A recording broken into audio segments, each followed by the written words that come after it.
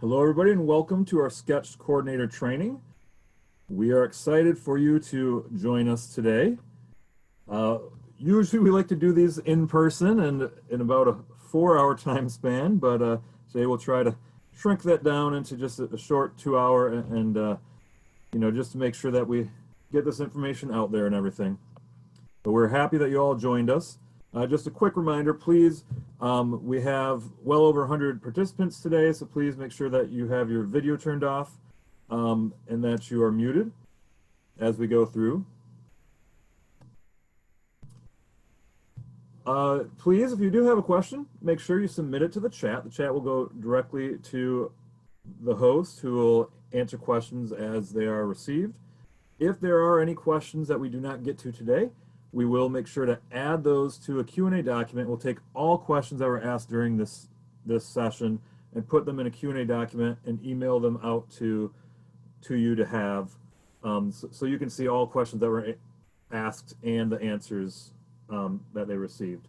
And that will be sent in a follow-up email. Also in a follow-up email, we will be sending this PowerPoint presentation along with a recording of this training. So again, I'd like to welcome all of you. I'm Marty Snitchen. I'm a professional learning consultant in the Office of Educator Excellence here at MDE.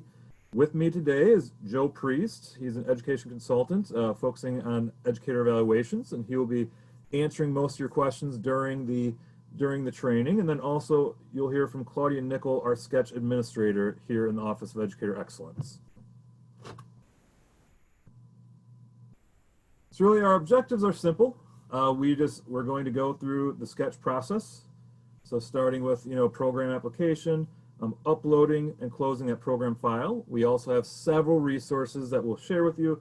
We have links to several resources, and then hopefully we'll be able to answer all of your questions. And again, if we don't get to all of them, we'll make sure to answer them and get them out in the Q&A document in the follow-up email. So we're going to get started. So looking at definition and purpose of sketches. State continuing education clock hours are professional learning programs that allow educators to use time they spend involved in professional development activities to renew or progress their certificates. So basically, for educators to progress their certificate or renew their certificate, they need education-related professional learning hours, and those hours could be college credits. They could be district-provided professional development, and they could be sketches, these sketch programs.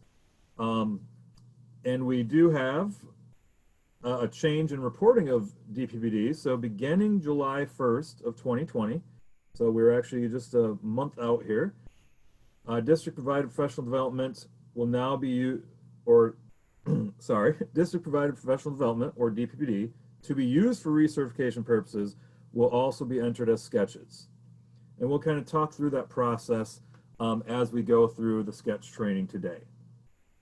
And for those of you who are not familiar with DPPD, district-provided professional development is basically just professional development that is offered by districts in compliance with both MCL 380-1526, which requires up to 15 days over 3 years for new teachers in that first 3 years of teaching.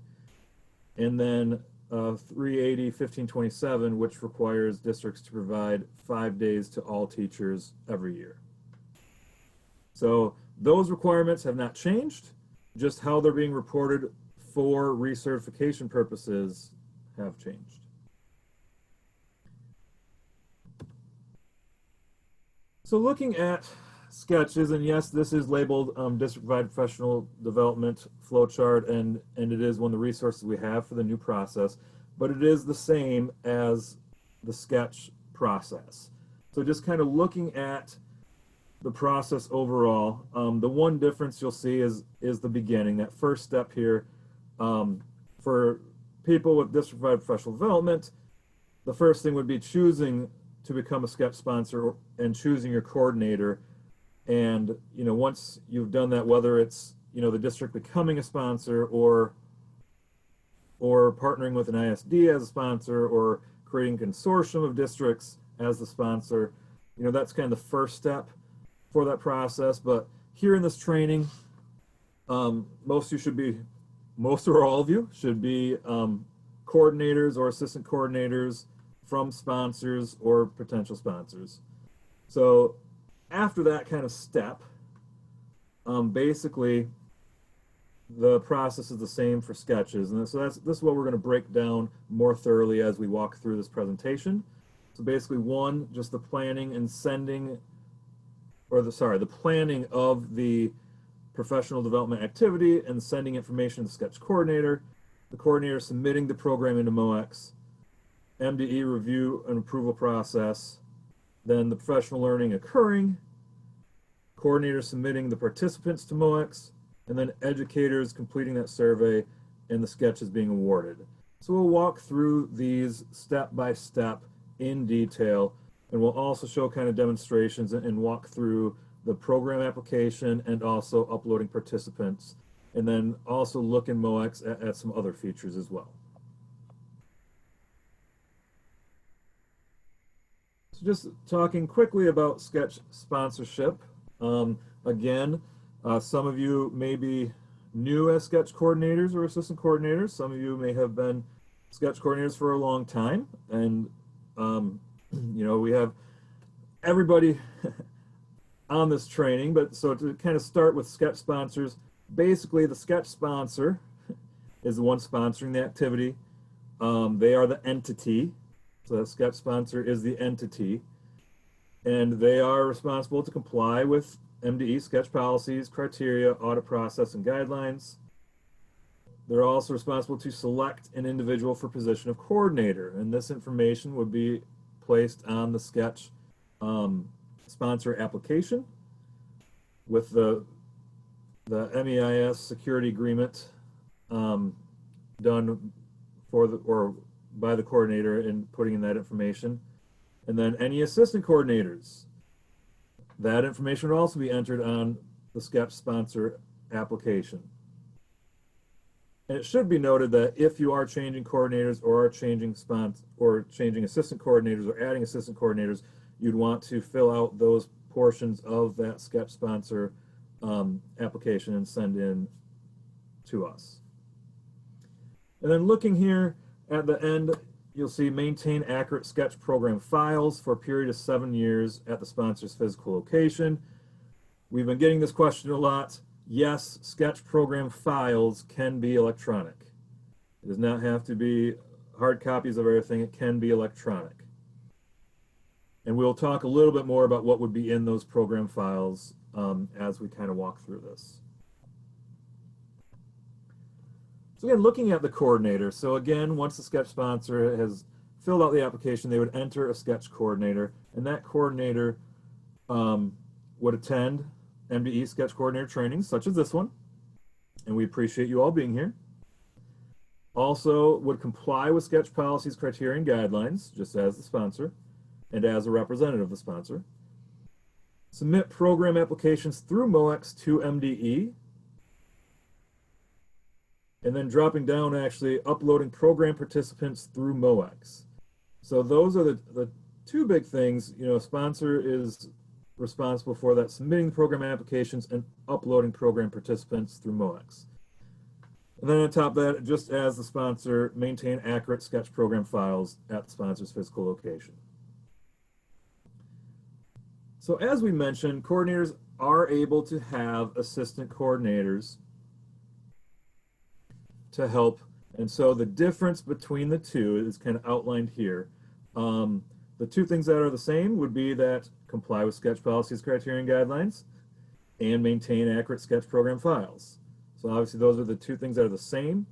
The main differences with assistant coordinators are, one, they're submitting program applications through MoX, but it goes directly to the coordinator. So if, when you're an assistant coordinator, you are able to fill out that program application, put everything in that needs to be there, and then you submit to the coordinator to sign off to go to MDE. Also, you can prepare sketch participation upload templates to send to coordinators, but assistant coordinators are not able to upload participants into MoX. So the difference, both of these differences are in place just to make sure there's no duplication of programs or attendance uploads. So, and again, we'll talk a little bit more about each of those as we walk through and how assistant coordinators can help with that, the SCECH participation upload templates. We'll get a little more detail as we talk about that section.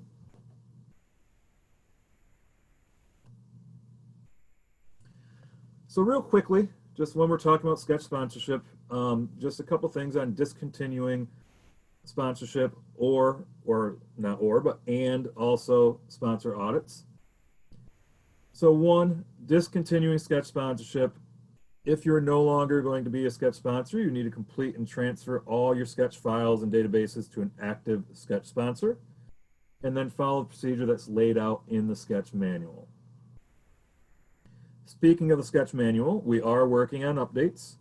So we will be providing updates to the SCECH manual and trying to make it more user-friendly. And we'll send those to all coordinators once those are complete. Talking of audits now, so sponsors are audited on a rotating basis, and the auditor evaluates sponsors' approved SCECH programs from the last 5 calendar years.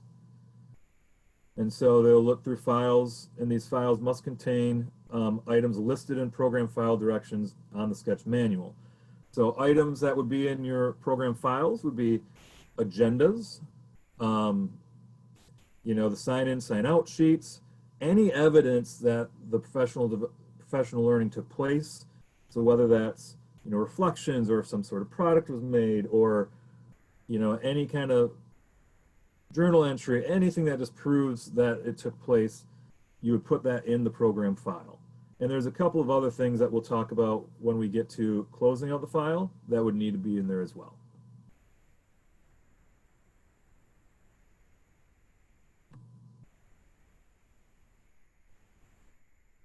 So that's just a brief overview of the coordinator position, assistant coordinator position.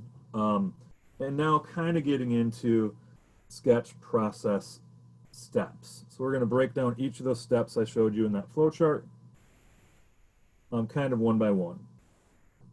So the first step is simple. You're planning the professional learning and sending information to the SCECH coordinator. So with this, you know, districts and individual groups plan their programs. For districts with district provided professional development, you know, planning kind of your calendar for the year. And we do understand that it might be subject to change. We also understand that there's individual professional learning that will happen based on need during the year that will be added. Like, that's fine. We're just, you know, looking for a general description of DPPD for the calendar. We'll get into what that means a little bit more in a second here. But anyways, after planning the event, so you've planned this professional learning event, or you've planned your DPPD for the year, you're going to send the information to the coordinator. The coordinator will then fill out the program application, which we'll start walking through in a second here. While planning, you know, feel free to use the guidelines for professional learning, which just helps determine what counts towards both MCL 380-1526 and 380-1527 as far as district provided professional learning, and also the professional development characteristics of quality. That document, we do know that it's been a while since it's been updated, so we are looking at updating our quality guidance. And once we complete that process, you will all be notified. But that's just planning and sending. So that's just sending the information to the coordinator so they can fill out the program application. So submitting a SCECH program into MoX, you know, again, the SCECH coordinator or assistant coordinator submit the program. The assistant coordinator, if they're submitting it, they submit it to the coordinator to approve to go to MDE. But to start, you would log into MoX, select professional learning applications, although that should be your home page, and then you would click Add New, and then you're just going to kind of walk through each area of the application. We're going to go in detail on this and walk through an actual application in a little bit. So I'm just going to kind of breeze over this generally here, but you know, the first thing, you'd select a category.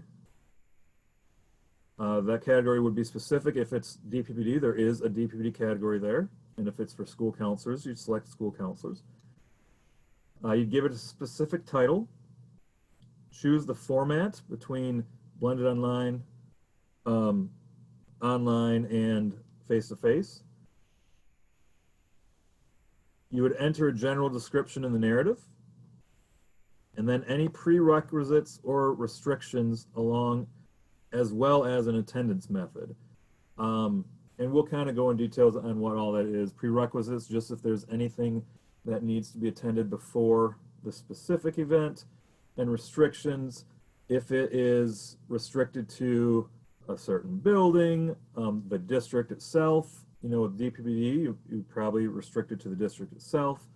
Other restrictions, maybe it's a certain content area. You know, maybe it's math teachers, English teachers. So that would be put in the restrictions. And then you're going to enter a total number of possible sketches.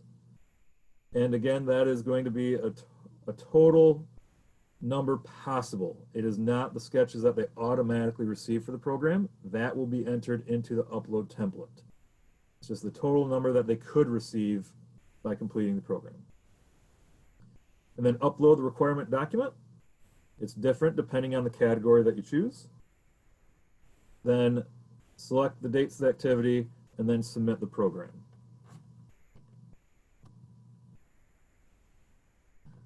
So once you, well, whether it's submitted or not, but once you start entering the program, you will have a SCECH program application status. So on that home page again, it'll list all the applications that you have out there, and it will have a little status there in the second to last column on the right. So it'll say accepted, and if it does, that means it has been approved by MDE. Finished would mean that the assistant coordinator has completed it and it has been submitted to the SCECH coordinator. In progress means that an application was started and saved but has not been submitted. Rejected is if it has been rejected from MDE. And we have had some questions on what would make it get rejected, and some things are if there's a lot of typos in it, if you are putting it in the catalog and the narrative does not make sense, if the date and the hours don't match up. So if like you enter in that it's only a one-day program, but you have 25 hours that is possible, there's not even 25 hours in a day. So so that would also be a reason why it may get rejected. Sponsor rejected is when the coordinator has rejected an application from the assistant coordinator. And then submitted is just once you submit it, that's the status until it is either accepted or rejected. So those are the 6 application statuses that you would see after you begin entering a program. So as we mentioned before, starting July 1 of this year, for DPPD to count towards recertification, it will need to be reported as sketches. So there are several options for this. As I mentioned before, one, there's just several SCECH sponsor options, whether districts becoming a sponsor, working with the ISD, or forming a consortium. And there's also options for the program application. So in filling out a program application for district provided professional development, the first option is one general year-long DPPD program. You know, you can have it through July 1 to June 30th.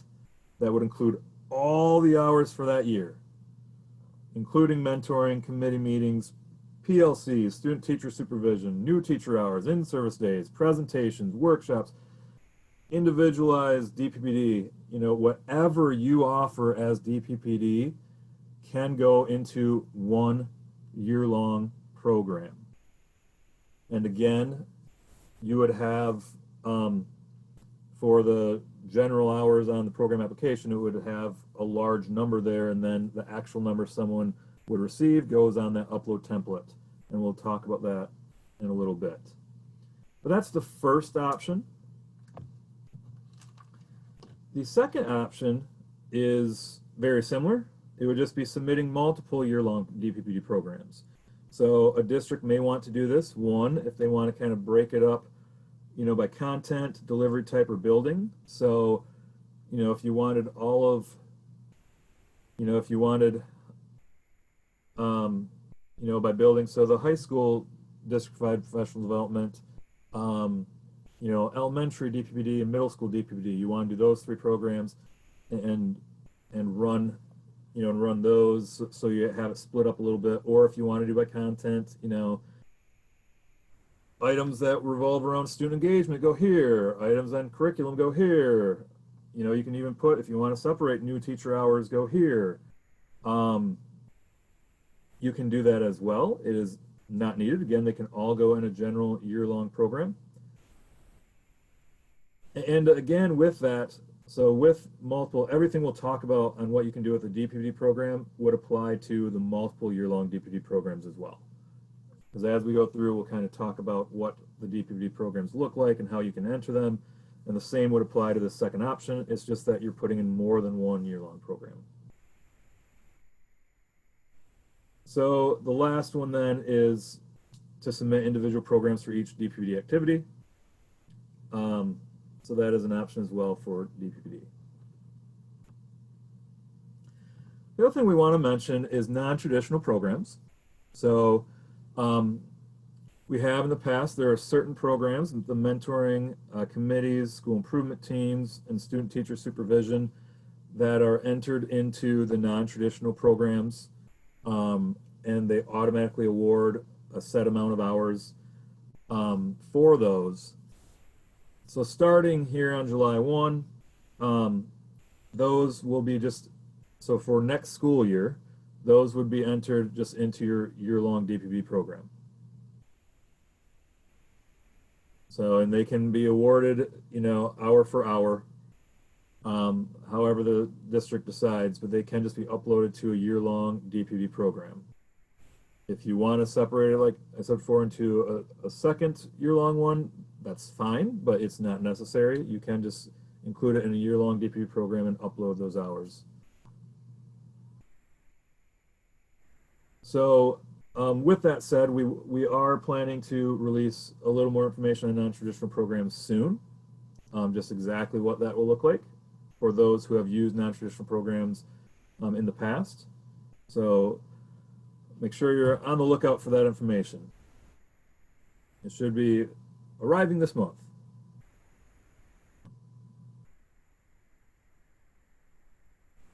So before we get into the program application, I also want to specify on school counselor PD. So school counselors are required by law to have 50 of their required 150 hours to be in certain categories. So there's 25 hours that are required to be in college preparation selection, and there's 25 hours to be in career exploration. 5 of those 25 in career exploration must be specific to military options. So in MoX, these are divided up to make sure that counselors receive these hours.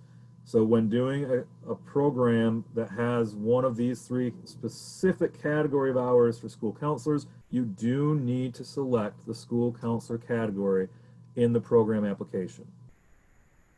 We've had some questions on, you know, can counselors get general hours? Yes, they need 150 hours. 50 of those apply to this. You know, the others can be general hours that they receive. We've also had questions on, you know, can other educators gain some of these hours in these categories? And yes, it would be applied. Anything that they gain in these would be applied to their general hours needed. It would show up listed in MoX as these specific hours, but it would be totaled up for them. So that's just a little bit on the specifics on school counselor. And it should also be mentioned, if a school counselor receives more than 50 of those hours in those categories, those hours still count for them towards that, overall 150.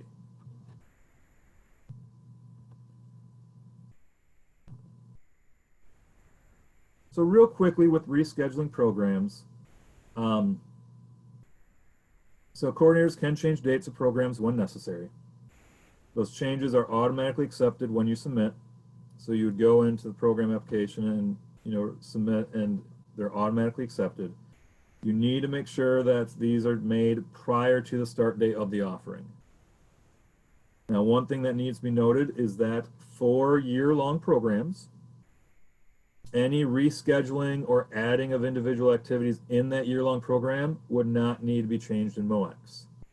So if you have a program that's running July 1 to June 30th, and it's for all your district-provided professional development, and you uploaded a DPPD calendar, and there was a snow day on one, you ended up canceling it, you reschedule it for later, you don't have to change the program application. The program application shows that your activities are taking place during that year, and you gave a general write-up of what activities will take place. If you decide to add something based on need, middle of the year, something happens like a pandemic, and you need, different types of professional development, those can be added in without having to change that program application. When you're talking about that year-long program, that's the flexibility that it offers, is you don't have to go back in, you don't have to worry about, oh no, we want to do something tomorrow, but we have to, get it in 30 days prior. That doesn't work. And no, nothing has to be done on the application side of it. It's considered DPPD.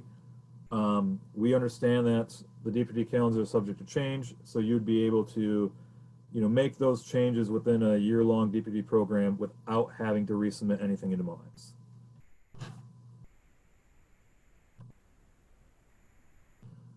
So we do have resources for filling out the program application. So one is our SCECH program application descriptions document.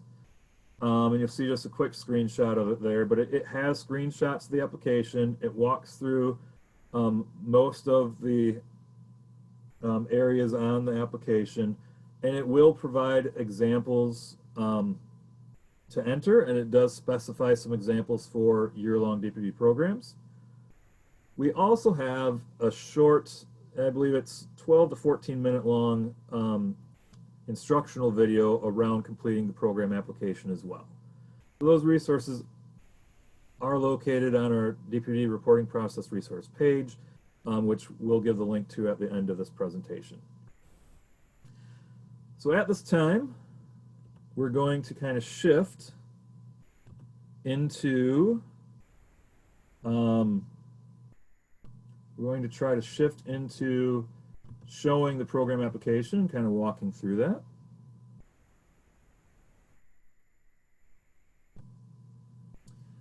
So right now you should be seeing the home page to MoX. We're just going to start from the beginning here. So logging in.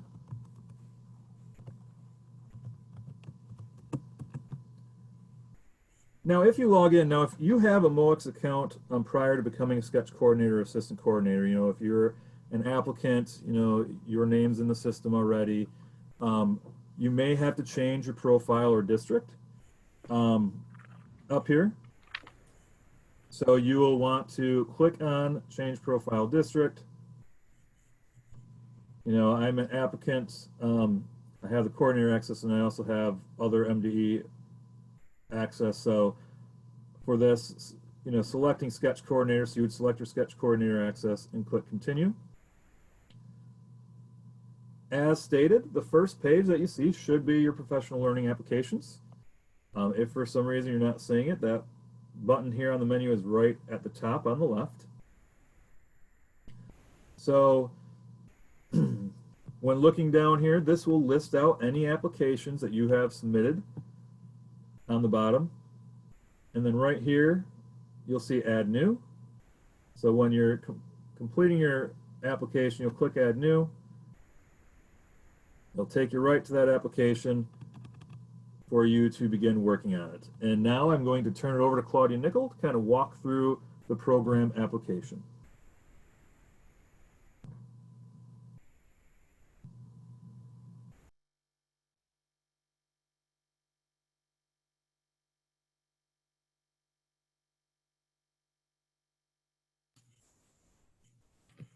Hi, hope everybody can hear me okay.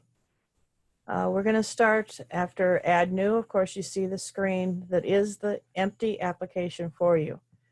It'll always list your sponsor name and phone number at the top and the sponsor ID. Then the first thing you need to decide is a title, program title for your program. It needs to be something that's unique, so to help you find it later if for some reason you have trouble locating it or no longer or didn't have the program application number, then you can always search it by the title. The next step would be setting up whether the format of the program, whether it's going to be a face-to-face or virtual online or blended or hybrid. The blended means it's partially face-to-face and partially virtual for the whole program. The next item is display and catalog. You have the choice to have this program information displayed in your catalog or not. This catalog is open to anybody 24/7, and that's where people go to find programs that offer sketches that they can earn. If your program is just for your school or just for a certain group of people, especially if it's just for your school and you do not really need it in the catalog, you would click the no, and to make sure that that program does not show for public, to have the public register for it or try to register for it. The next little box where it says same location as that of the sponsor, if you click that, it will auto-populate all the location information of your sponsor that is listed in MoX.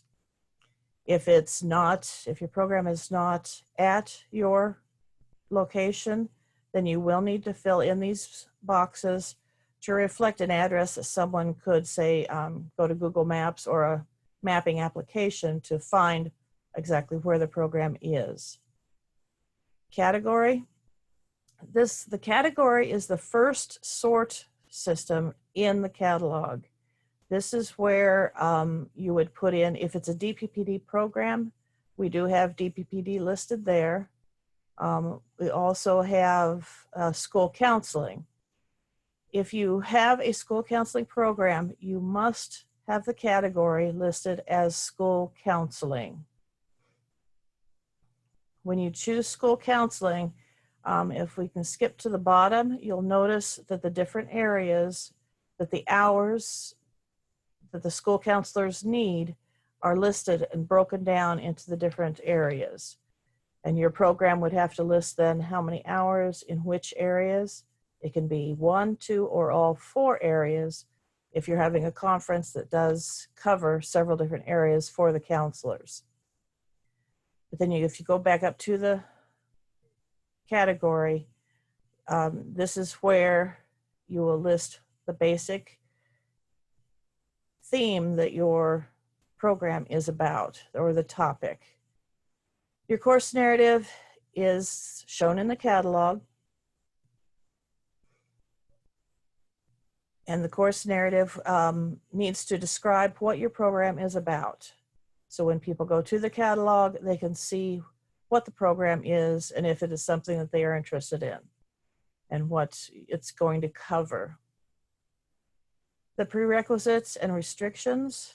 The prerequisites would be, of course, any program or anything they have to do prior to taking this program. The restrictions are anything you are restricting as far as the participants. If you're only wanting English teachers, you would put that restriction in that box. If you're only wanting your school, again, you would put that in that box.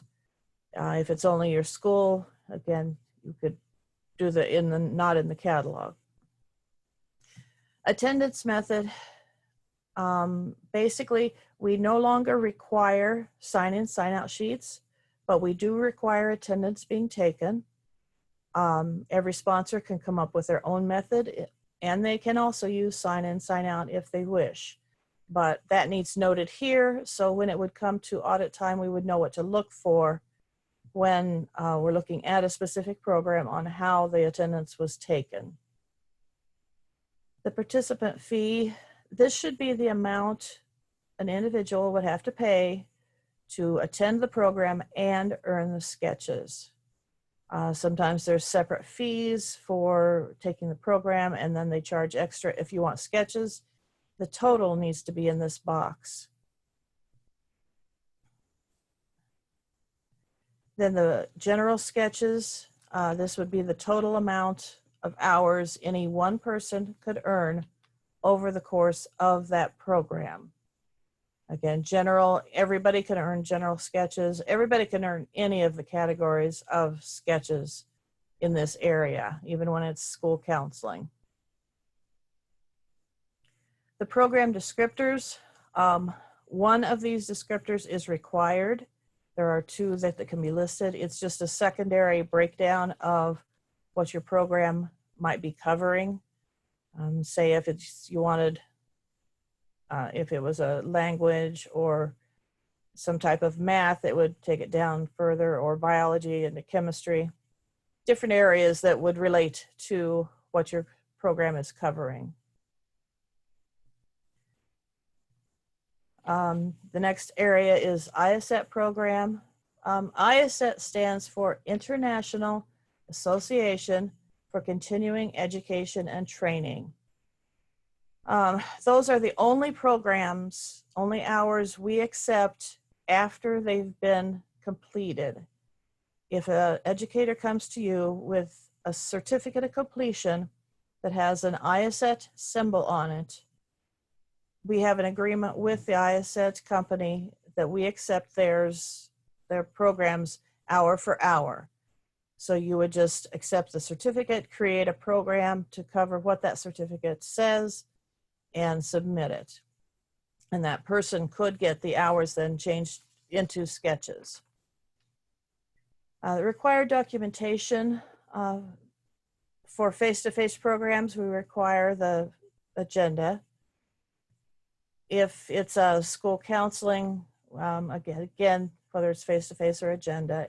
For virtual programs, we like the schedule of the virtual hours that are going to be covered, and what chunks of time and what each section will be covering and how long it's going to take.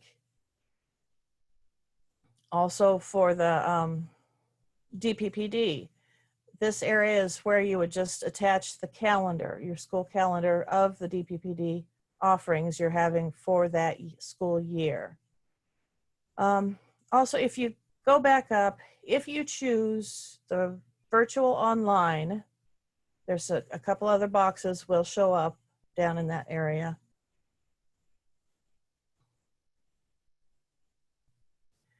When virtual online is chosen, the technical specifications will show up. That is a box where if you have anything specific that program requires for the educator to have on their computer or be able to access through their computer, that needs to be noted in this box.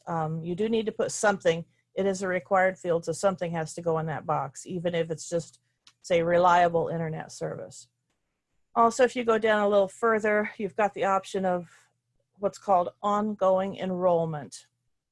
That's under the program descriptors. Ongoing enrollment is set up where you put the program in. You do not select dates. Basically, it is a program that individuals can start and complete anywhere within a year of the validity of the program.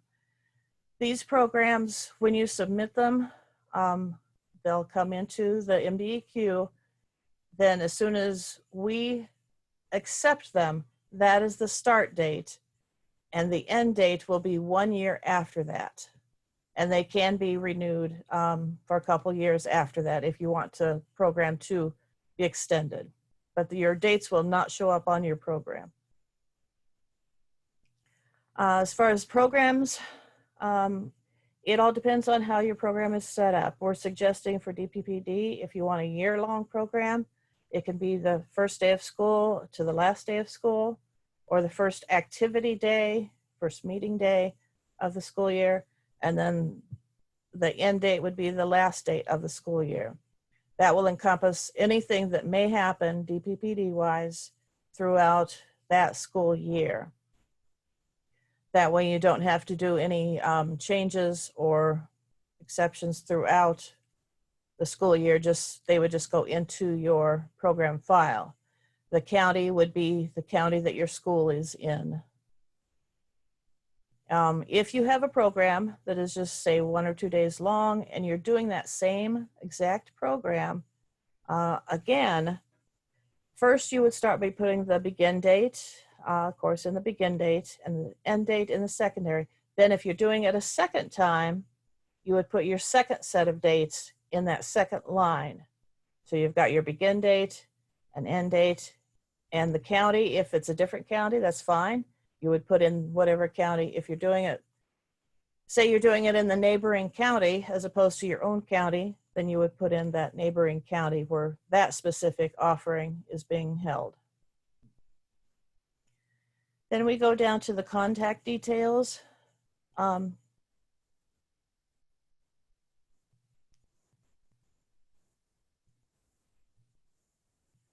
contact details starts out with, is for a college conversion program.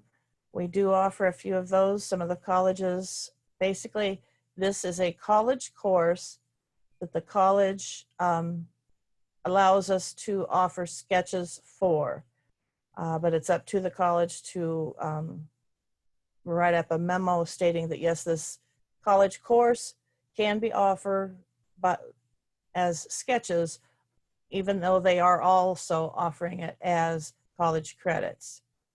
And you put in the number of college credits offered, and that times 24 would be your maximum of the general sketches. Then the program contact information, again, there is a checkbox there of select sponsor contact. You just click the checkbox, it'll auto-fill in the rest of what you need. If not, then you would type in what is added. Then you can either save the draft or submit the whole program. And the submitting would go to MDEQ, and after you submit a program, you cannot change it at all until it's accepted. And even after it's accepted, the only things you can change are the dates and the county. If you hit cancel here, it'll wipe out everything on that page and you can start fresh. Save draft puts it in the in progress stage. And you can make any changes when you pull it back up. And I think Marty was going to go back then and go over educators, maybe.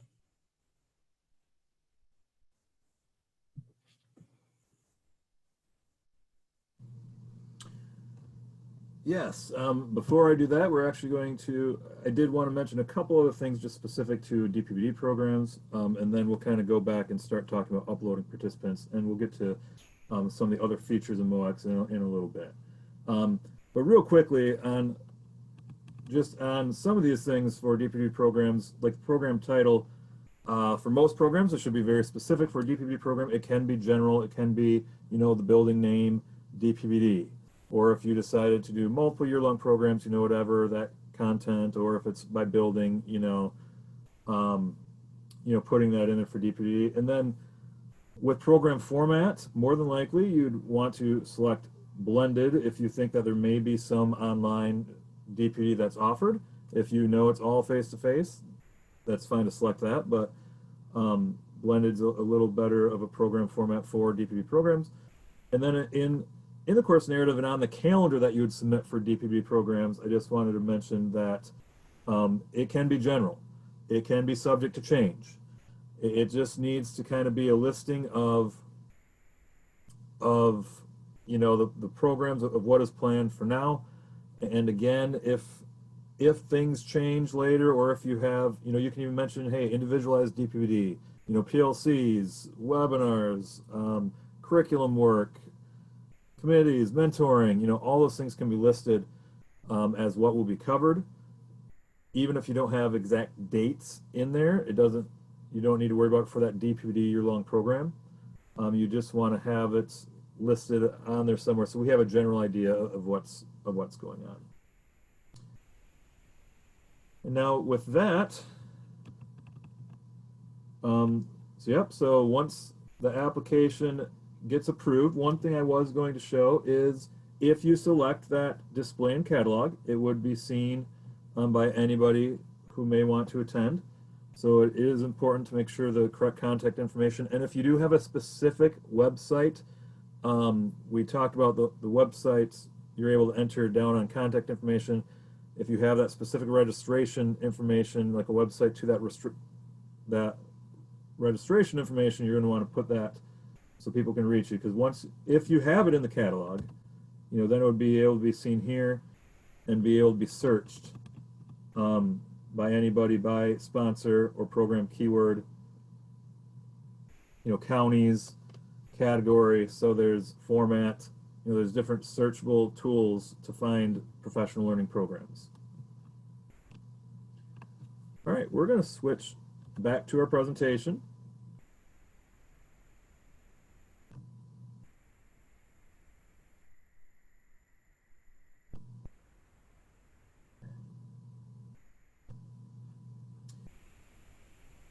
So before we get back going on our presentation, I do want to take any questions that may have come in about the program application. We will cover uploading participants. We're going to cover program evaluation surveys, the Educator list that's in MoX, and some other tools in there. We will cover those, but if there's anything specific on that program application that you have questions for, if you want to submit those questions now, we'll try to answer a few of those right now.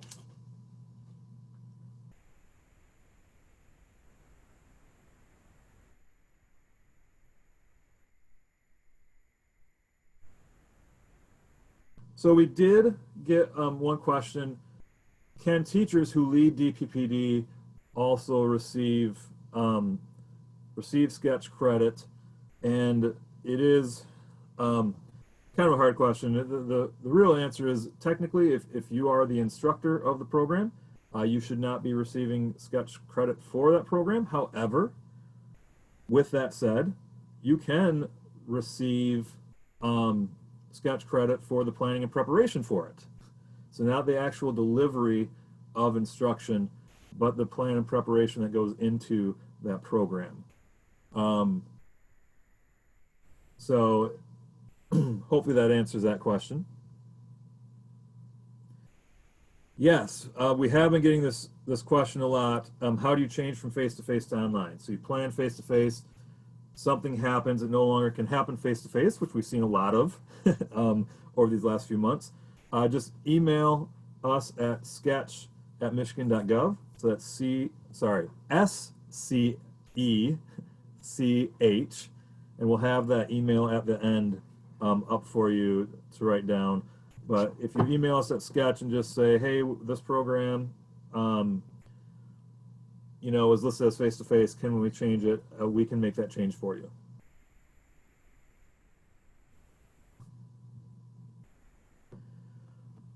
So a question on DPPD: if you're being general up front, how do you change it to more specific later? As far as the calendar that's in the SCECH program application on MoX, you wouldn't have to. You'll want to keep that specific information in your program file though. So if you did have, you know, individualized DPPD that happened, that you may have listed that it will happen but didn't have the dates, now you have dates, keep those files. You know, for each activity, you do not, for a DPPD program, you would not have to upload an agenda, but you will still want to keep that in your program file when you do have your individual activities. So it really is more about keeping that information that specific information about each DPPD activity in your program file than it is into the application.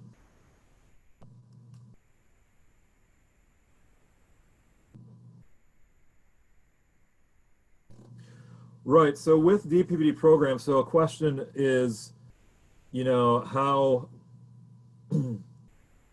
basically, like, are you identifying all programs, for all teachers? Like if you're stating, mentoring, does it need to apply to all teachers? And no, that's the thing. For DPPD, year-long programs, so this is district provided professional development, you can just list all the hours that you're going to use for DPPD. These hours may not apply to everybody. For example, new teacher hours can be used towards certification. You can upload them into a general DPPD program. You can also submit them as a separate one if you'd like, but they can be put into the general DPPD program. Again, on that hours in the program application, you are selecting the total possible amount one educator could receive in the program. So looking at DPPD, you have at least 30 hours or 5 days required. And then for new teachers, you have an additional 90 hours possible over a span of 3 years. So if you want to, say that's roughly 30 a year again for them. So a teacher who's also a new teacher may get probably 60 or more. It's very possible that an educator may receive more than those hours. So you're going to want to, in that general sketch area on the application, you'll need to put the maximum number anyone could reach, because MoX will not allow you to go over that. So you'll want to put in a high number, considering those two, it will be over 60, so considering that that 60 would be a minimal requirement for someone who's a new teacher, you might want to put in a higher amount there. So yes, you can enter, even if it doesn't apply to everybody, the exact hours someone's receiving goes into the upload. So when you upload participants, that's when they actually receive the hours. And you can actually give partial participation if you want to. If you have a 6-hour event and someone only made it for 3 hours, they can receive 3 and everyone else gets the 6. You can do that. You can also require that they have to make it for all 6 in order to get the hours. So it really is that upload template in which you'll put the exact hours. So again, back to the main question here, on that general DPPD calendar, what can you include? Include everything. Everything for any possible person. It does not have to apply to every single person, but if it applies to somebody in your district that they might receive, you're going to want to just list. And again, it can be general. It can be general for that DPPD program.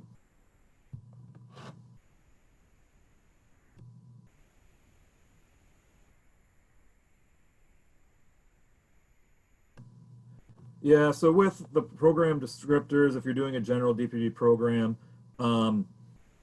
program descriptors don't apply as much, and you only have to put in one. So just put in one that's general. I think there might be a general one in there. There may be an other miscellaneous or something. And also, if not, you can put one of the items that you're going to be covering.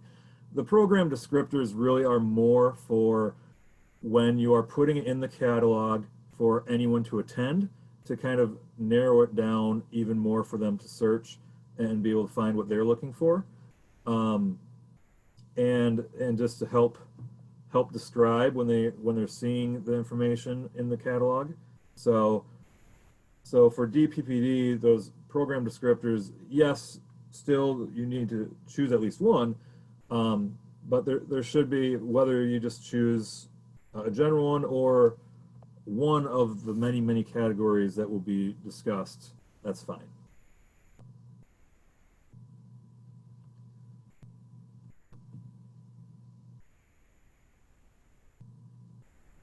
And I think we had a question about an event with 2 locations. You know, if you have an event that has 2 locations, one, if it's DPPD and you're having that it doesn't matter as far as location. You can put same as sponsor for DPPD, even if it does, one of your activities takes place somewhere different. If it is an event and it's like a 1-day event or something, and you know it's face to face, but you have 2 different buildings that things are taking place in, you'll probably want to put, if everyone is congregating to one building at first, you'd want to put that as the location and then maybe mention in the narrative that others happen elsewhere. So that is with 2 locations. And I think that's the questions that we have here.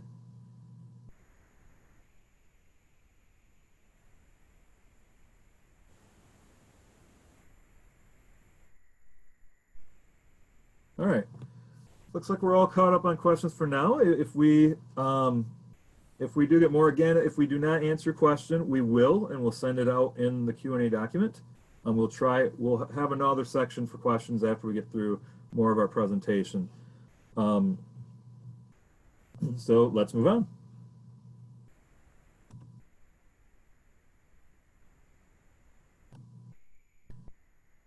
So after the program application has been submitted to MDE, there is a review process. A couple things on this review and approval process. One, in the past, we've asked for applications to be sent 30 days prior to the start of the program, and that's just to allow time for renewal, or not renewal, sorry, allow time for approval. Because we only have one person who's approving programs. So during this time of school closures, we have waived that because we understand the kind of quick turnaround to get new programs developed and everything. So the requirement is currently waived for the 30 days. You know, prior to, we do ask that you send in, you know, about 3 to 4 days, especially on weekends. You may want to allow for 4 to 5 days if you're submitting it on a Friday. So, but we are trying to keep up with a quicker turnaround. And again, the sponsor will be notified with an email from MoX no reply at michigan.gov, and also your status will change in MoX to accepted. Or if there was something wrong with the application, it would have the rejected, and usually, you know, notified as to what needs to be changed.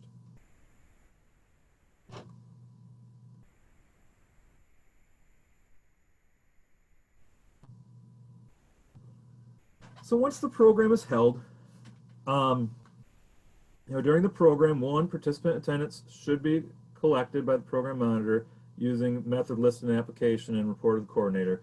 And I do want to take a moment to kind of talk about attendance. We did mention, you know, that it doesn't have to be a traditional sign-out sheet. Those still can be used. But other ways of attendance, we know many people use some online tools such as Calpa or PowerSchool, I believe Frontline. You can even use Google Docs if you'd like to. For virtual online, if the program has a certificate at the end, you could use that certificate. The educator sends in a certificate and, you know, proving their participation. And depending, also with online programs, depending on what program they're taking, it usually, you know, tracks attendance there as well. So just having some sort of method, and that method would be put in, you know, in the application. For DPPD, you can put, you know, various and list the various methods. So once the program is held, you know, you're going to want to collect that attendance and then report it to the coordinator. It is important to know that the PIC, so the personal identification code of the educator, and the name needs to match as it appears in MoX. So if you are doing sign-in, sign-out sheets and you're having educators print their own information, you may want to just remind them that they should use the information as it is listed in MoX, because there are some people who may have a your married name, and the information didn't get updated in MoX, you know, or just a name change where they go by a different name. For example, my name is Martin in MoX, so if I go in and I sign in as Marty Snitchin with my PIC number, it's going to end up coming up as an error because Marty is not what's listed. It would be Martin. So you will just want to make sure that you let, if your educators are the ones that are signing in this information, you want to let them know to use whatever is in MoX. So then also during the program being held, you want to collect all that other documentation and keep it in the program file. So that would include, you know, agendas again for DPPD programs that's specific to that. You wouldn't have to upload the agendas earlier. However, you would want to, when individual activities happen, you'd want to kind of collect those. Any other, you know, evidence that the events took place, again, whether it's reflections, those agendas, journal entries, anything that you have to kind of keep in that program file. And again, it can be electronic. We would like to note that SCECH participation forms are no longer required. You are able to use those. So those can be used. They can still be used, they're just no longer required. With DPPD, since you'll have, you know, a lot of the information and you're uploading, you don't have to use it. If you're used to using these SCECH participation forms, you may continue to do so.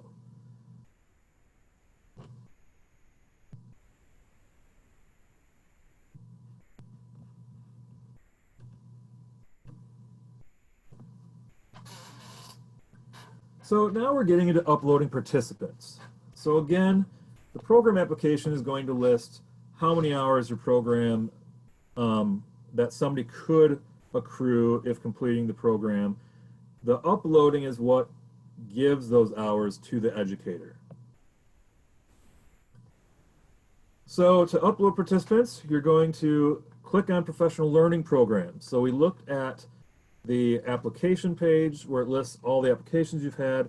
Once it goes past the start date of a program, it'll be listed in the professional learning programs. So you'll click on that and you'll see a listing of all your programs, and you'll notice that it'll have roster. So in that roster column, it'll have upload, add, and you're going to want to select that. Make sure you're selecting upload, add in the right row for the right program. The first thing that'll happen, if you have not entered any participants, so the first time you go in to enter participants into a program, it's going to ask you if you want to add evaluation questions to send to participants. So there are some generic questions that are sent to every participant. It's automatically generated once they're uploaded. If you want to add program specific, you can. So you would click yes here, or you can also, if you don't want to right at that moment, you can click no, and you can use functions.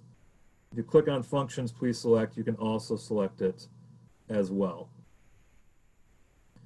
The one thing that needs to be known though is, again, you can only add these questions prior to uploading participants. So for DPPD, if you want more specific ones, you would have to add them before the first, you know, participant is entered.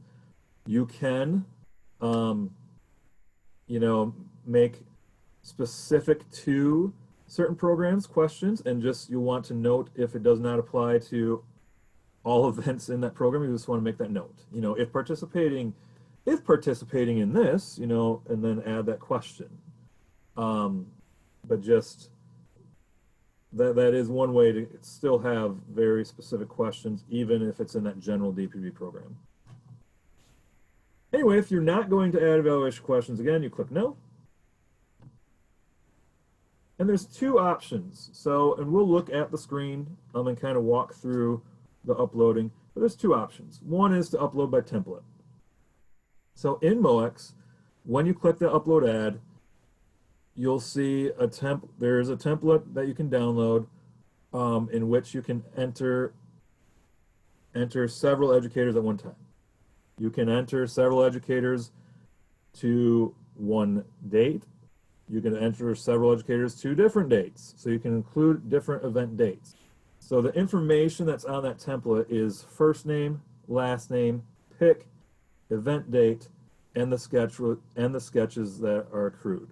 Now it is labeled general sketches. In this case, it's not the number of total possible. This is how many did they receive for that activity. So if you are using a template for DPPD, you could, upload.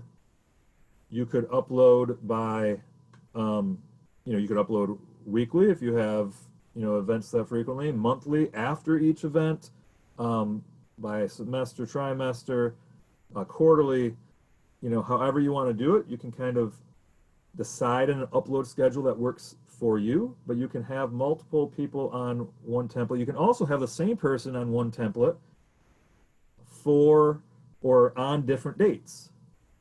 So the one thing it will not allow you to do is have the same person uploaded twice to the same program on the same date. So we have gotten some questions on that. Like if you have DPPD and you have, a session that's, 2 different sessions in the day, how would you enter them, if you can't put them in twice, combine those hours. So you would just do the day, combine the hours that they accrued, and enter it on that template. As we mentioned, assistant coordinators can help prepare templates. So it is up to you to use that option. But if you would like your assistant coordinators, so if you do have assistant coordinators like at building level, you could have them prepare the upload template for, for a certain activity. And they send it, and you would just, all you'd have to do then is upload it into the system. And then once you upload it, it'll show any errors that have come up. And if you want to screenshot it, send it back to the assistant coordinator to correct it, you can. If not, you can fix those errors on your own, but it is possible. You do not have to use that option. It's just an option there, because we do get a lot of questions about, assistant coordinators because they cannot upload those programs, and it's so there's not a duplication, but they can help prepare those templates. So the other option, if doing individualized DPPD or just with a program, you don't have as many participants, you can enter individually, and with that you can enter the pick, and the pick will bring up the name automatically, and then you would just enter the event date and how many sketches that they earned. On the template, you're going to have to enter the name and pick, and it has to match. With the individual, it would load up the name for you as it appears in MoX. Those are the 2 options. So, as I said, once you upload a participant, if you're using the template specifically, it would show all the errors that come up. You will have to fix those errors, or you can remove those participants and upload what you have, and then fix the errors and add those participants to another upload template. But you would have to clear out any errors for it to go through. Educator list does help. It really has 2 purposes. One, it allows coordinators to look up and view the participants' information to kind of help correct those errors, because you can search by partial name. So, and I'll show that in a little bit, but if you just typed in, half of my last name and half of my first name, it's going to pop up with my full name and pick. It also helps to view completed evaluations, and we'll talk about that in a little bit. The educator list is a handy tool to use for that purpose. So we do have many resources out there as well for uploading participants. We do have the guidance document that again has screenshots, kind of walks through the process. And then we do have an uploading participants instructional video. So it's just a short 10, 12-minute video on uploading participants that can be viewed. And that's on our main SCECH and DPPD resource page, and as well as the DPPD reporting process page. And we'll show those links again at the end. Now I usually at this point end up kind of going in and showing the uploading. I'm actually going to cover a couple more slides here first before going in, just because it is closely related, and then I can just kind of cover everything at one time when we go into MoX again. So just you've uploaded participants, what happens after that? This is where surveys are completed and sketches are awarded. So the program evaluation survey is automatically generated once participants are uploaded. Now, it is important to know that the notifications are sent to educators to the emails in MoX, and they are generated, but they are sent, educators are sent an evaluation for each date that has been uploaded for them. So if you have one template and you've entered them in 5 times 5 different dates, it'll send them one notification, but it will have separate evaluations for that, for each of those dates. So, other things to know, there is no deadline for the educator to complete the evaluation survey. So they do need to complete this. This is the one step. So especially for the DPP process, in the old one, there were several steps that they had to take care of. And this is the one for them to receive that credit. And for other programs, obviously, they need to complete the survey as well to receive credit. There is no deadline. The only deadline would be that they have to complete the survey before their next recertification. So if someone took, participated in an event tomorrow, and they had just renewed last year, in 2 years they realized that they never filled out the evaluation, that evaluation will still be sitting there for them, and they will still be able to access that. But if they took place an event tomorrow and then they did not do the evaluation, and in 2 weeks they renew their certificate, that SCECH credit would no longer be able to be applied to them. So the cutoff is it goes by the event date. So what your recertification date is, you can't have any events prior to that counting for the next one. So once a teacher recertifies, to count towards the next recertification, it would have to take place after that date. So there is no real deadline, but other than before they renew their certificate or progress their certificate next. So educators are able to access, so they are sent emails, notification emails. They also can access their evaluations in their MoX account under View Professional Learning Programs. They would select the SCECH tab, and then they would look at or click Access Evaluations Due, and we'll kind of show that here in a little bit as well. And then once completed, the SCECH would be awarded to their account. So I had just a little bit more. For coordinators then, there are different ways to track if someone's completed program evaluation. So if someone calls up and says, why don't I have sketches for this yet? You can look to see if they've completed that evaluation. And you can, one, select on the uploaded number that is in MoX on your professional learning programs, and at the bottom, click Export to Excel, and it would print out a report, and it would have a little, did this person complete its program evaluation complete, and it would say true or false. You can also use Educator list, as mentioned before, to find that as well. So there are different ways to find if someone has used or has done an evaluation. There's also ways to look at your evaluation data. So if you click in functions, you'd select and you drop down to print evaluation summary, and it would show you exactly, it would give you a summary of the answers that people have given. All right, so with that, we are going to get back into MoX.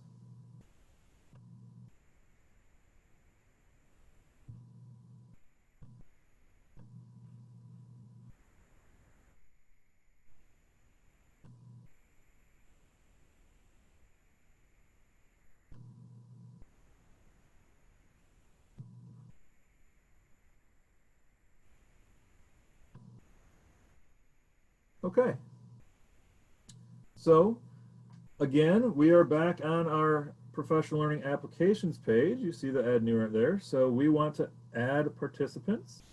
So we're going to go to professional learning programs. So once you click there, you can scroll down. And if you do notice, there is a button here if you need a show record older than 2 years. You can search by program name number here, but we'll just kind of go here to this first one. So we have a program. We're going to click upload add. There's our question. Since I do not have, I've not uploaded anyone to this program yet, it's going to ask me if I want to add specific questions. I'm actually going to close out, and if you notice, so let's go to one that has a couple uploaded. So I click upload add down here.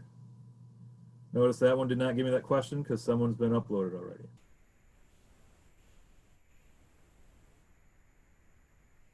I'm going to go back. We're going to go back to that first one. We're going to click upload add. We're going to click no. I will go in a little bit to show you what that program evaluation looks like. So here's a screen that you'll see once you click upload add.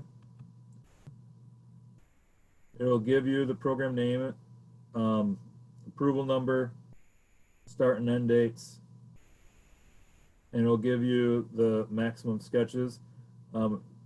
This program has 5,000. That's a lot. But we will kind of go through both. We will go through both of these types. So if you notice here, you have option 1, upload entire roster, option 2, upload attendees individually. So going for the roster first, you'll notice under here, basically it has to be an Excel CSV file. It has to be a file, it has to match the template that is in MoX exactly. You can create your own. I also know that some of these online services like Kelpa and PowerSchool are working to get printout reports that match the templates. It does have to match exactly. It's a simple template, but it does have to match exactly. We'll go to download template.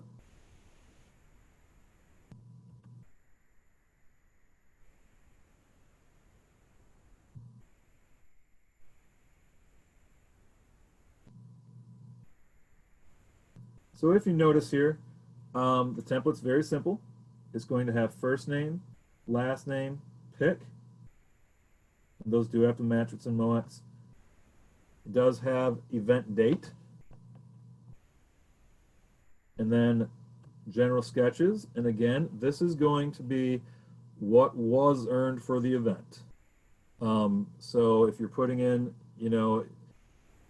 you put in the dates that it occurred and how many sketches they accrued. If you're doing DPPD, you put in the date of the individual event and how many for that event.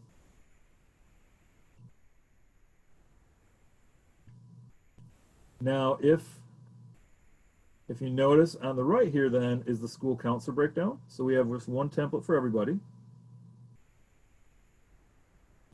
And you would just enter here, you have college, career, and then military options. So you would enter, if you have done a school counselor program that awards those hours, you would put the appropriate amount of hours into those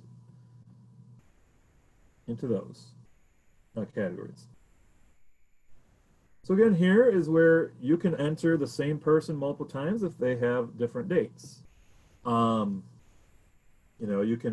can enter it different ways too. If you have PLCs and they meet weekly, you can enter them after each week. You can enter them monthly, quarterly, however you want to do it. If you want to, for things such as PLCs, you could also, you can enter them, in batches, how you want. Again, you're going to want to select an upload schedule if you're doing DPPD, a yearly DPPD program.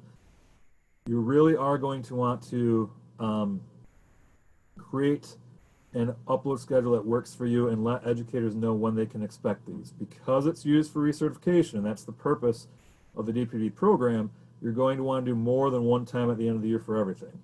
And again, whatever works for you.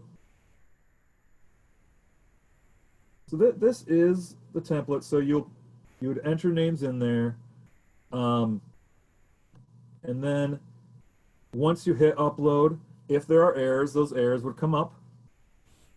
And again, a lot of errors. It could be name not matching pick. It could be too many hours put in for the program. So the program was only 8 hours and you entered 9. It would come up and show you what the hours are, and you'd have to clear those out. You can accept to upload without the errors, and then you just need to re-upload those that have erred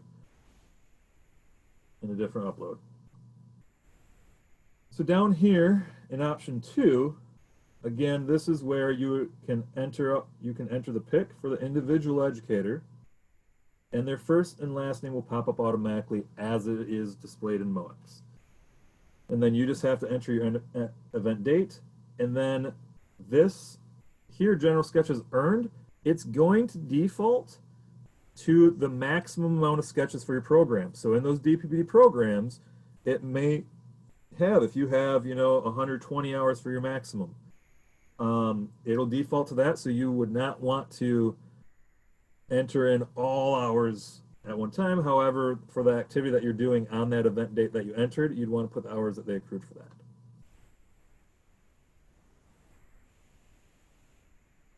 And again, with certain things like the mentoring and committee meetings, you can batch those together. You would not have to enter. You do not have to enter them all after each meeting. Every time they meet, if you want to do, at the end, and just for your sake, just put in however many hours they accrued for the year for mentoring as one little batch, as long as you have that documentation showing how much they've met in the hours, you could do that. In the template, you would not have to do after each activity. And one more thing with the template, I'm going to jump back to that for a second.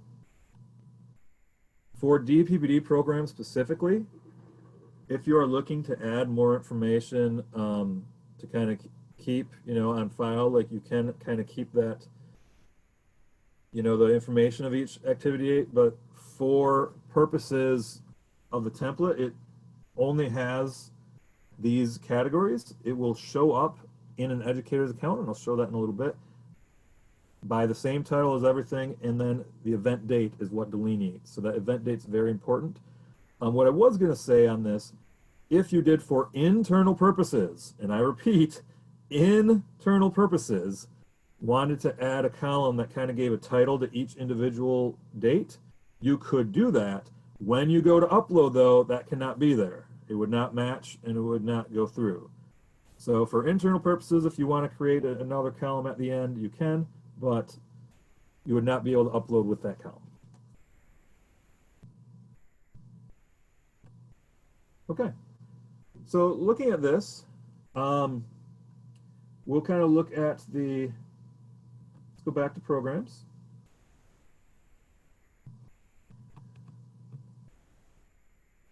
So looking at some evaluations, so if you were to go in, so notice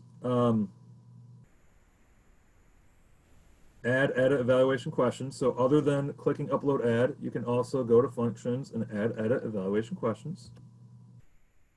So just going in here, it's going to have create the question,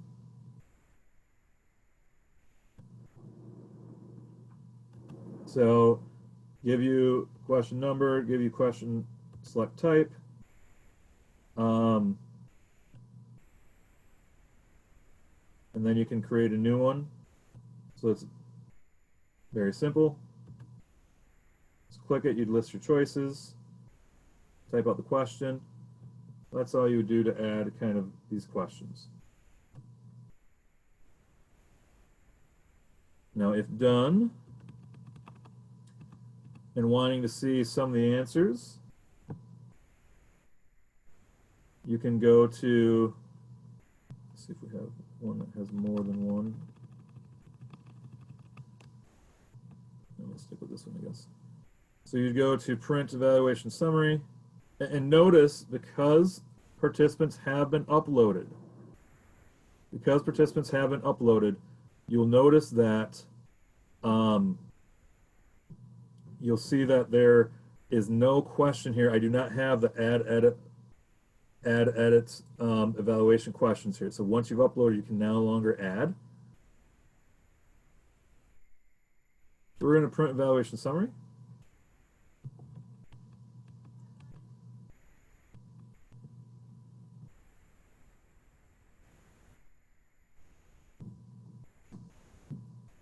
And this was a test. Kind of going back on here. Let's see another one.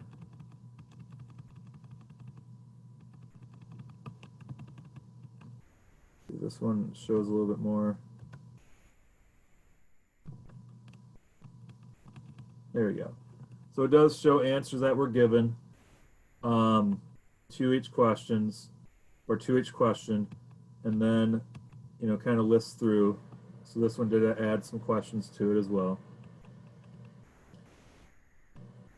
So that's how you can kind of see the answers. Now, if you are looking for if they completed or not, again, there's two ways to do this. One would be to click on the number on uploaded. You're going to scroll down here. Notice the export to Excel. You'd open.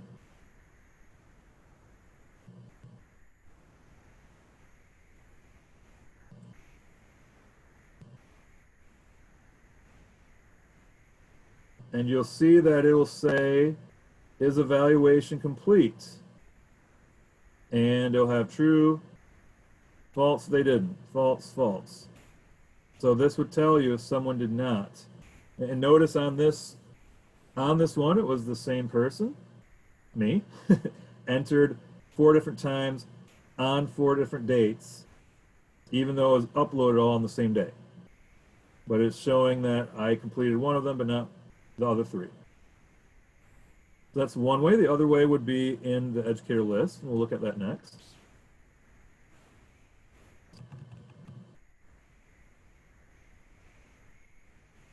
So again, if you have errors on the upload, or if trying to look for if evaluation is completed, you can go to educator list. You can do partial names.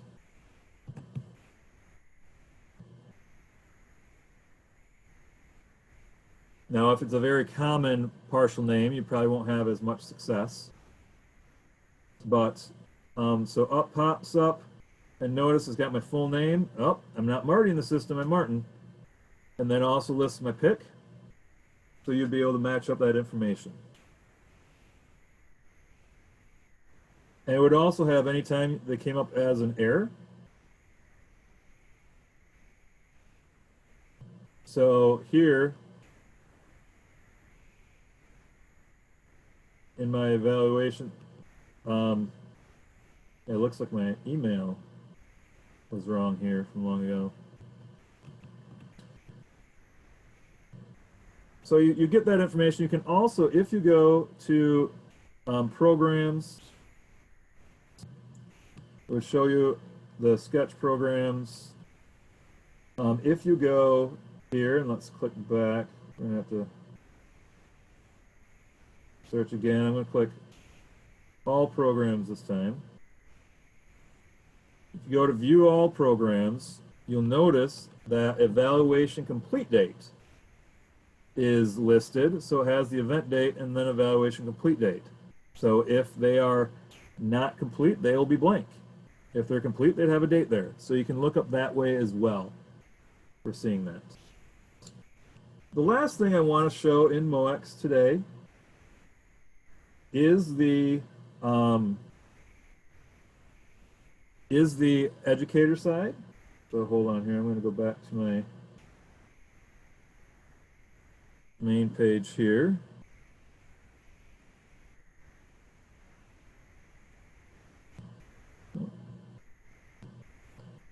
So I'm going to go ahead and click Change Profile District. And I'm going to go to Applicants.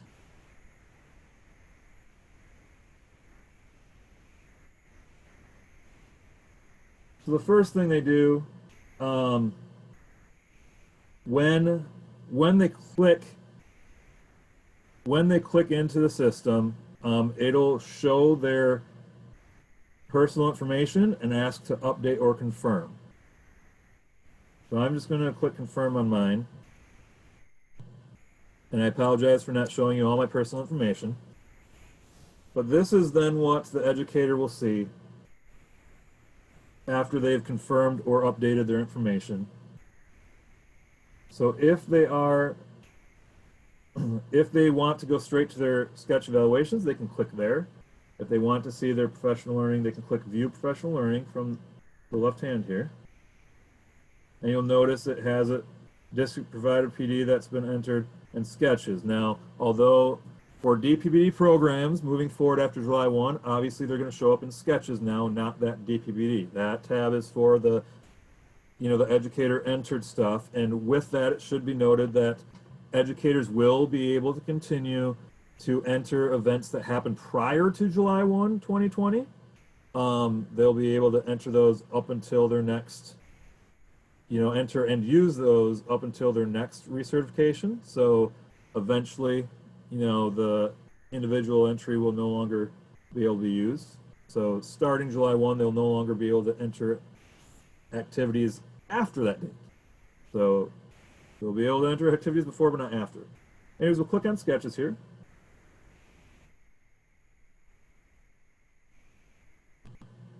So if you notice, they're going to see the title, and no matter what it is, they're going to have a title here, the event date, and then how many sketches they accrued. Even if they're a general educator and they're not a school counselor, if they have had hours in college, career, military, it'll show up in those categories and it'll add to the total on general. So, but here for DPPD, it'll have the same title each time. It'll differ on date. So it'll always show, and as you saw, I had 3 others to do the evaluation for while we're testing this. So had I done the evaluation, they would have shown up all under DPPD tests for adding dates with whatever hours were put for that date. Now this is also where they can access evaluations to do. So on their main page, there's a quick way just to press it and it'll go, or they can click access evaluations due here. And it'll list all the evaluations they do not have to do. Don't worry, I'm not skipping out on a bunch of SCECH credit. These are mostly for testing purposes. So, but yep, so that's what an educator sees. And then they would click the start evaluation.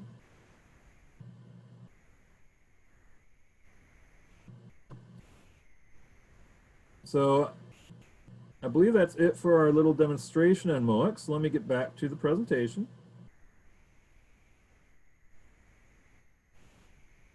Oh, and I apologize. I should have zoomed in earlier. I apologize. I have a larger screen that I'm looking at, and then it's usually too late when I finally realize, like, oh, not everyone sees it in that size. So I apologize if some of the stuff was small. We do have a recording of this presentation that we will send everybody, and you'll also have a copy of the slides.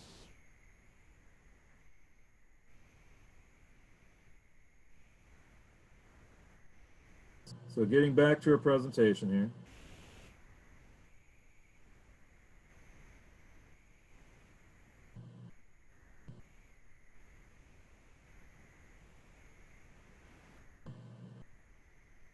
So we do have a couple things, a couple communications that we do recommend for districts, specifically on the DPPD thing. So if you are providing DPPD, you know, you have a year-long program, you really do want to communicate how it will be recorded and uploaded. So not only, like, yes, all DPPD will be recorded as sketches, but how that's going to be uploaded. You know, we will enter it on a monthly basis, quarterly basis, semester, trimester, or we will record it, you know, after each activity, you know, or anything like that, just so that educators know when they can expect it. Because once January hits is usually when educators start looking to start the recertification process. And so if they're not, if you wait to the end of the year to upload, they won't have anything until it happens.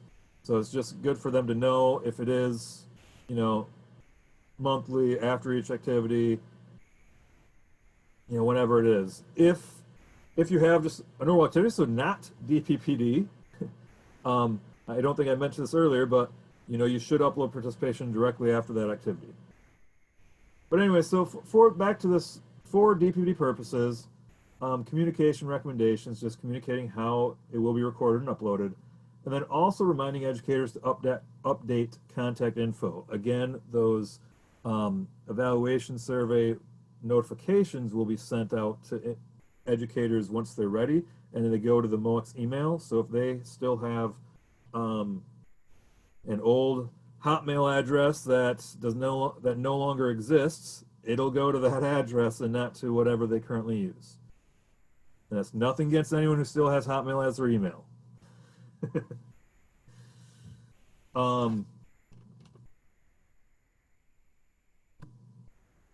So the last thing here, finally, kind of winding down, is closing the program file. So generally, 30 days after the program end date, the program file itself should be closed. So this means that 30 days after your final, you know, the final date in your program, all participants should be uploaded, and you know, the file should be closed out. So what does that mean? It means a copy of the original program application with confirmation email that it was approved, the program agendas and documentation that the event happened. So again, for DPPD programs, you wouldn't have to upload those agendas on the front end in MoX, but you would want to keep those in the program application file. Also, any changes that were made after it was approved, documentation of that. So if you did end up changing, even if it was changing from face-to-face to online, you might want to just put something in the file documenting that. If you rescheduled, you definitely want to have that listed in there, or if something was canceled. For those DPPD activities, again, if they're the individual ones, again, you don't need to put anything in MoX, but you may want to in the program file have those as well, you know, and updated, you know, at the end of the year as well. You can just kind of put in, if you have a collection of all the dates that took place, you could include that. Your original attendance sheets from each event, again, those can look differently, whether it's sign in, sign out, or one thing I didn't mention about attendance, I think one method, you know, some people have like little passports almost, if they go to events, to get kind of checked off what events they participated in. You know, those also work as attendance. So whatever the original attendance sheets listed in the program application should be used. So again, for DPPD, it might be various ones, and you'd want to kind of document that. And then already mentioned that, you know, any reason for cancellation or rescheduling, if that applies. So all that should be in that file with all participants uploaded, you know, 30 days after the program. So for DPPD programs, that would be if you had the July 1 to June 30, you know, 30 days later, so the end of July, you want kind of all that taken care of. So really, we do have a couple more slides left, mostly just the resources and contact information. So we do want to kind of pause for a couple more questions if there are some that have not been answered yet. And again, I'm sure you have a lot of questions. If we do not get to them today, we will put them in a Q&A document and send them out to everybody. So we're just going to see if we have any questions.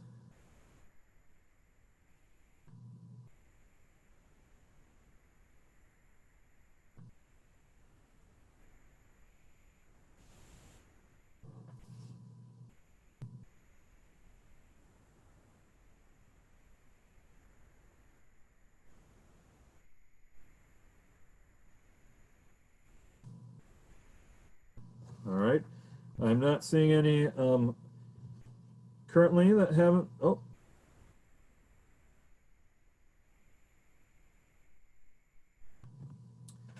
So there is a question about would upload work without first and last name only pick? This would avoid lots of name errors. The issue is that sometimes picks get recorded wrong. So if you don't have the name in there and the pick is one number off, you know, just accidentally enter the wrong number, a little slip of the finger, and suddenly it's, you know, just one slight number off, there'd be nothing to bounce off to make sure. That's why that name has to be in place, is to verify that it's the correct, that's the correct one. So for the individual educators, when you enter it in, you put in that pick number and it'll pop up the name for you, and you would notice right away if that's not the right person. So for the template, it does have to have that name in there, just to be able to bounce off to make sure that you're giving these to the right people. Because otherwise, suddenly somebody who's not even in, you know, didn't even attend the program is suddenly getting credit for it because of a small, you know, change in number. You know, instead of a 2, it was a, you know, just accidentally hit 3. So that's why the first and last name are also needed.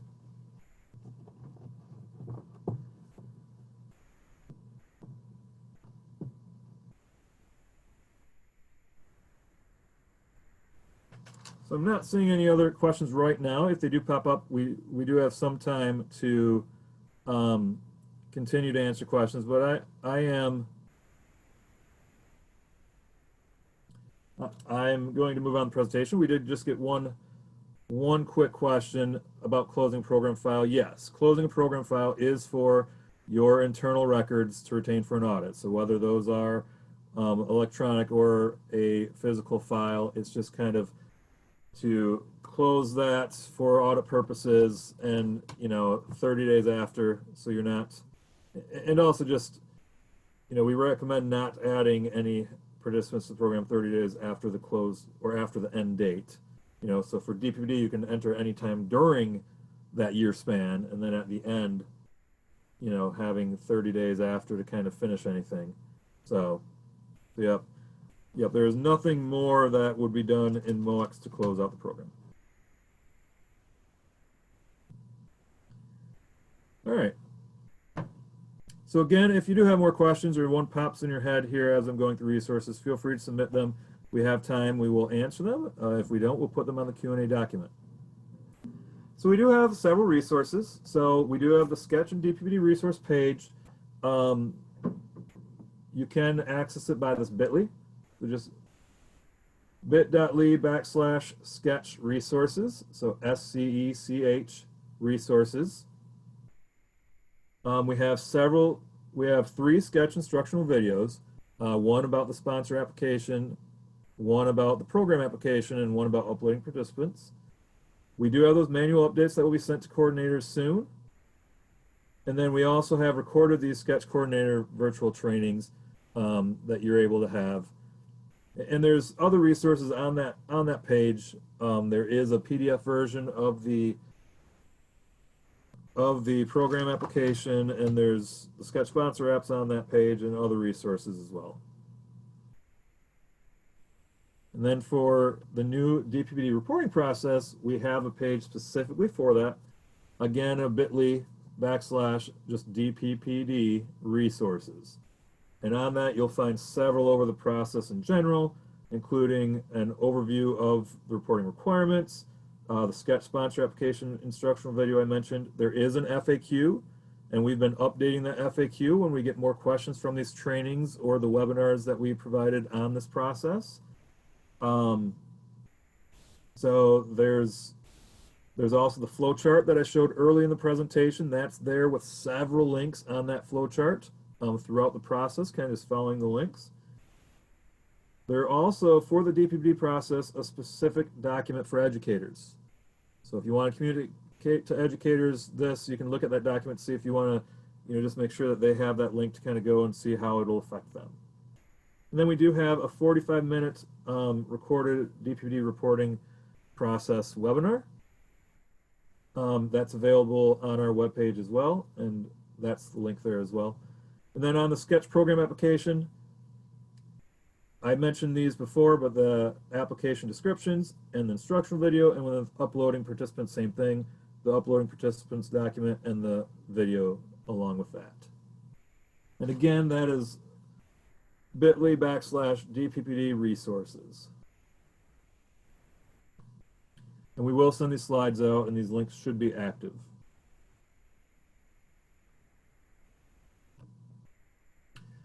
So again, just thank you for your time, and thank you for all you do for education. We just really are happy that you spent 2 hours with us to go over this training, whether you've been a SCECH coordinator for a long time or whether you're brand new to being a SCECH coordinator or assistant coordinator.